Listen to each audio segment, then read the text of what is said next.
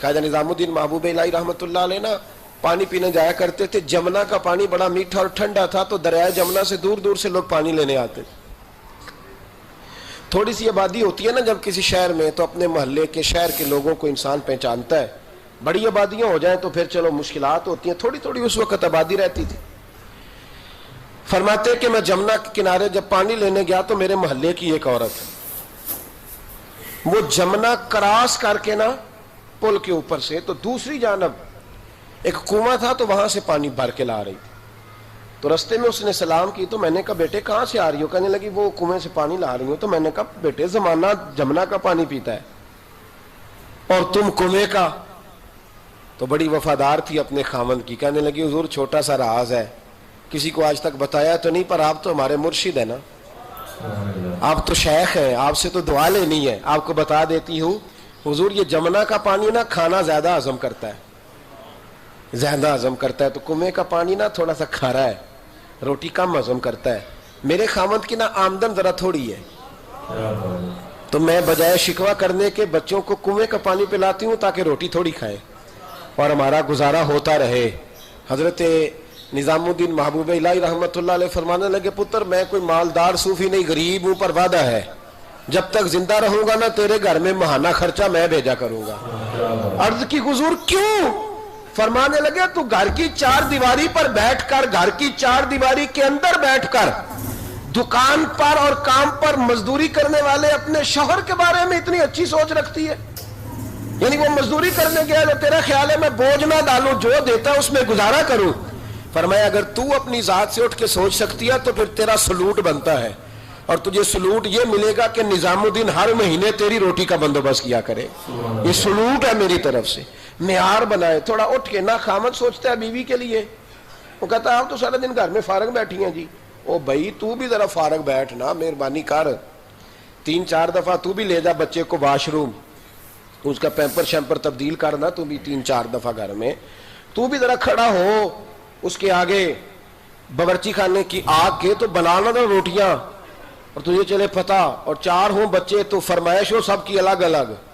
ایک نے کھانا ہے انڈا, اور دوسرے نے کھانا تو ہے انڈا پر آملیٹ والا کھانا ہے, اور تیسرا کوئی اور ضد کر رہا ہے, چوتھا کوئی. کبھی بچوں کی اماں گھر میں کہتی ہے نا کہ یہ جو بڑے والا ہے نا یہ مجھے بڑا تنگ کر رہا ہے, آج وہی کھائے گا جو میں نے پکایا ہے, تو میں چپ کر کے کھاتا رہتا ہوں. آپ بولتے کیوں نہیں؟ میں کہ ماں پترا دا کیس ہے, جتنا پتر ہی ہے, تو دینا بنا کے ہن نہ دیں گی تو چٹ کو نہ دیں گی, تو شور کر لے جتنا کرنا ہے, شور کر لے. تو نے کہنا ہے میں نے نہیں دینا, ہم تنگ کر دینے, یہ کر دینے, لیکن یہ بالآخر بات مجھے پتہ ہے نا یہ ہونا ہے, اور میرا خیال یہ ہے کہ میرے ساتھ اگر ایسا کریں گے تو میں تو کھانا کھاؤ پاوے مسئلہ.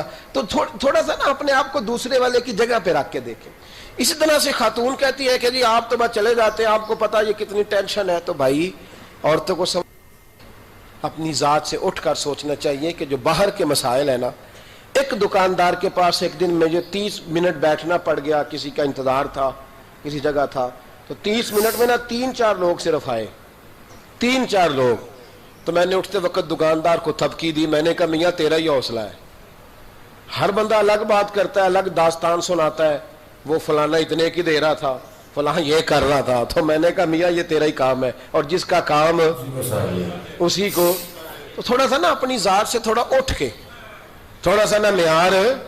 ایک سنگی مجھے ایک دن کہنے لگا ماشاءاللہ بڑے سفر کرتے ہیں, بڑی بات ہے, کبھی کبھی ہمیں بھی ساتھ لے جائیں. تو پورے 2 دن نہیں 1.5 دن رہا ہمارے ساتھ, پورے 2 دن نہیں 1.5 دن کے بعد میں نے کہا جانا نہیں, کہتے تہاڈا ہی کام ہے, تو آپ جائیں, آپ کا کام جانے. تو بھائی یہ کوئی آسان کام ہے؟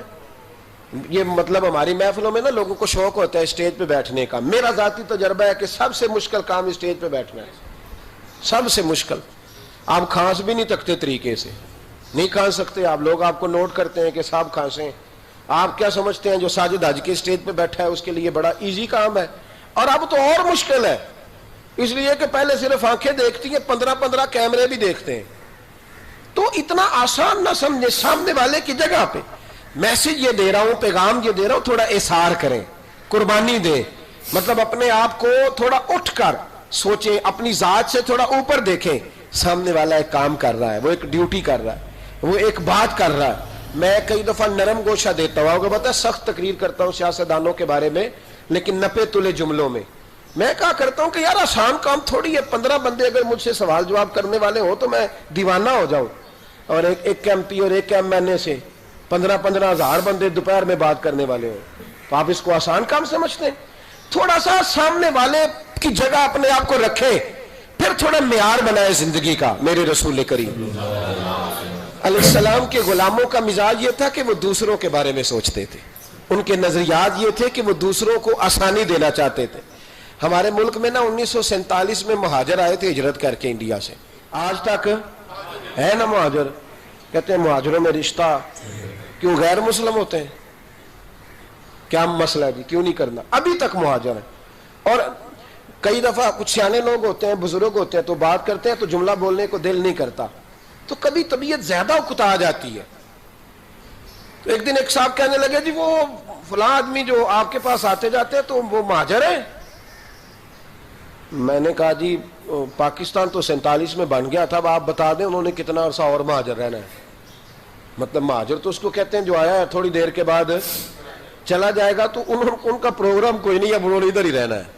مہربانی کریں کوئی تھوڑا سا نام، اور پھر چونکہ ہم نے یہ تھوڑی سی زیادتی کی تو لوگوں نے اس پہ سیاست کی، کو پتہ ہے کتنی خوفناک سیاست ہوئی اس لفظ پر۔ تو اگر ہم تھوڑا سا رویہ بدلتے، اپنے آپ سے تھوڑا اٹھ کے سوچتے، تو پھر ایک معیار بنتا تھا۔ میرے رسول کائنات علیہ السلام کے غلام جب مکے سے ہجرت کر کے مدینے آئے تو انصار مدینہ نے رسیاں رکھ کے جائیدادیں بانٹی، یعنی رسیاں رکھ کے جائیدادیں بانٹ دیں، پھیتے لگا کے بانٹی کہ آدھی تیری ہے اور آدھی میری ہے، رشتہ داریاں کی، گھروں سے رشتے دیے، تعلقات بنائے۔ اور کبھی کبھی کچھ چیزیں پڑھتے ہیں تو وہ نا کمال ہو جاتی ہے، روح پرواز کرتی۔ جب بنو قریظہ اور بنو نذیر کے علاقے فتح ہوئے تو بہت سارا مال آیا، میرے نبی کریم صلی اللہ تعالی علیہ وسلم کا ارادہ بنا کہ یہ جو مال آیا ہے نا، یہ مال اب دے دیتے ہیں آنے والے مہاجرین کو، اور مہاجرین سے یہ کہتے ہیں کہ وہ جو مال انہیں انصار نے دیا واپس کر دیں۔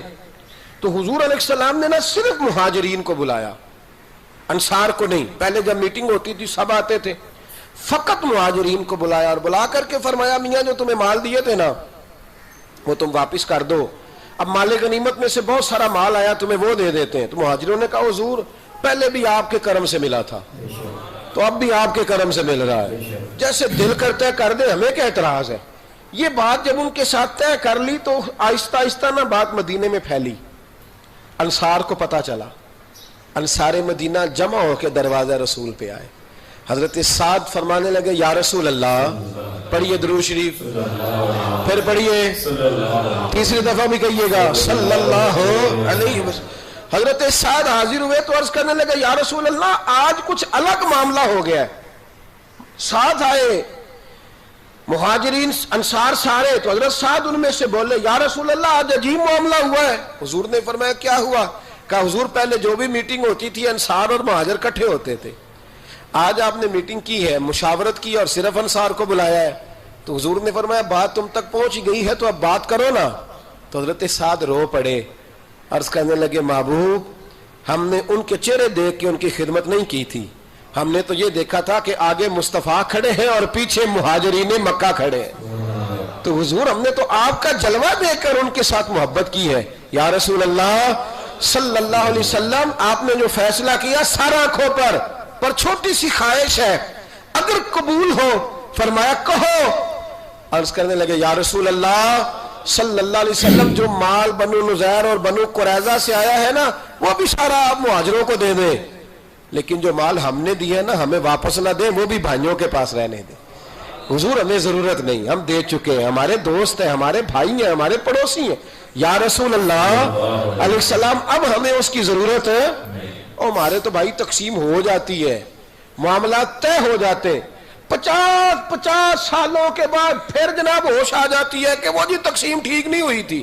خدا کا خوف کرو، تقسیم تو ہو چکی ہے کہ چھوٹی سی قبر میں جانا ہے، معاملہ تو طے ہو چکا ہے، یعنی 50 سالوں کے بعد پھر سے کیس لوگ کر دیتے ہیں، پھر سے تکلیف دیتے ہیں، تکلیف میں رہتے ہیں، اذیت دیتے ہیں، کہانیاں بنتی ہیں، غیبتیں ہوتی ہیں۔ چھوٹے سے مال کے لیے تھوڑا سا نکلے اپنے آپ سے، تھوڑا اپنے قد سے اونچا ہو کر سوچنے کا معیار بنائیں۔